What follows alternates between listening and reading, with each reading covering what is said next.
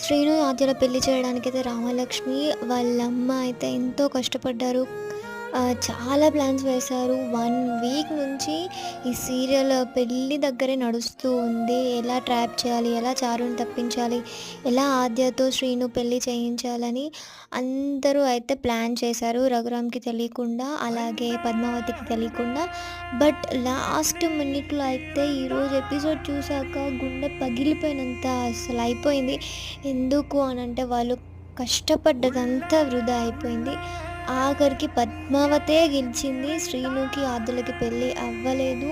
చారుతోనే పెళ్లి జరిగింది. అస్సలు మామూలుగా లేదు. ఈరోజు సీరియల్ చూసినప్పుడైతే అందరూ ఛీ! ఛీ! ఛీ! ఏంటి ఇలా జరిగిందనైతే అనుకుంటున్నారు.